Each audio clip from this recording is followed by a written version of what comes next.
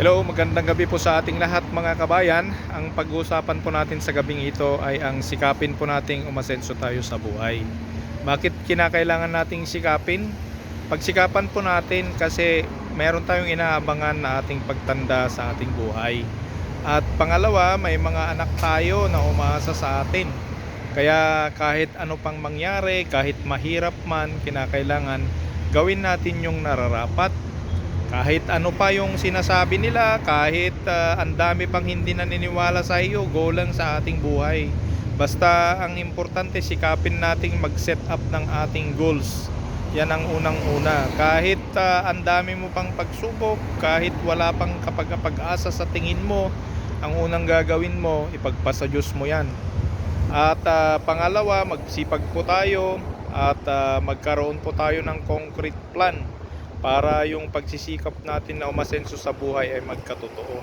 Ang hirap po kasi, nasubukan nyo na ba yung nagplano ka? Halimbawa magtabi ka ng 5,000, pagdating ng katapusan ang natabi mo lang 2,000. Ganun po katindi ang pagsubok sa ating buhay dahil ang unang kalaban natin ay ating sarili. Sa ating buhay, kalaban natin ang ating sarili sa ating mga pangarap. Kaya kinakailangan una sa lahat ay mapagtagumpayan natin na masupil ang ating sarili. Kaya kinakailangan natin yung Diyos, yung disiplina, yung pamilya natin. Kinakailangan natin ng suporta para mapagtagumpayan natin at umasenso po tayo sa buhay. At wala naman po akong ninanais talaga. Ang mga vlog ko po talaga ay nais ko po na maranasan po natin ng guminhawa sa ating buhay.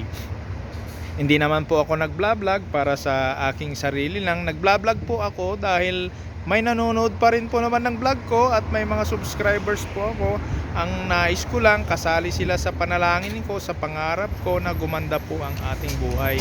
Alam nyo naman po, ang ating buhay sa ngayon ay napakarami na pong pagsubok.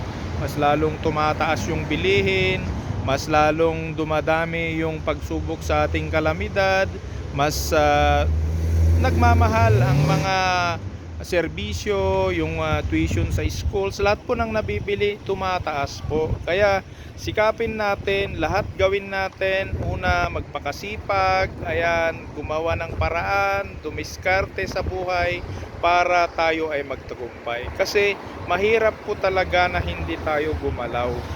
Naranasan nyo na ba mga kabayan na yung habang ninanais mong gumanda ang iyong buhay, habang gumagawa ka ng mga paraan, ay mas lalong dumarami yung pagsubok, hindi mo na pagtatagumpayan at hindi mo nagagawa yung gusto mo? Naranasan mo na ba yan? Iyon ang sinasabi ko na kinakailangan mapagtagumpayan natin yon. Kasi kung hindi natin mapagtagumpayan yon, mas lalo po tayong bubulusok at babagsak. Kaya nga, kailangan natin ang Diyos. Kailangan nating magpakatatag. Sa mga ibang nag-success sa buhay, talagang 98% na talagang bumagsak. 98% ang failure, 2% lang ang success. Kaya nga, napakatindi ang labanan dito sa mundo. Napakatindi ang labanan sa ating buhay. Kaya una, marunong tayong magtipid, marunong tayong magtabi ng pera na ating kinikita, at marunong tayong mag-invest, marunong tayong magpatakbo ng ating cash flow. Importante po yan na alam nating i-manage. Hindi na natin kinakailangan kung saan pa tayo umanib, kung saan pa tayo pumasok. Mag-search na lang po tayo sa mga vlog, sa Google.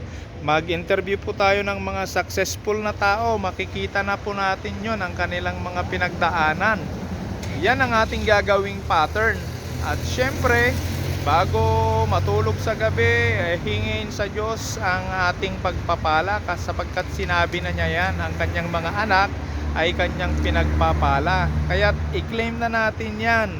Nabigay na po ni Lord yung pagpapala sa atin. Kaya tayo na mismo ang mag-claim nun mga kabayan. At hanggang dito na lang po. Talagang wala po akong script kasi impromptu po ang mga vlog ko po ngayon. Nais ko lamang po kasing mag-vlog at wala pong time kasi. Hindi ko na nga po ako nag-e-edit. Kaya sa gabing ito, sana po ay nakatulong ang vlog na ito po sa inyo.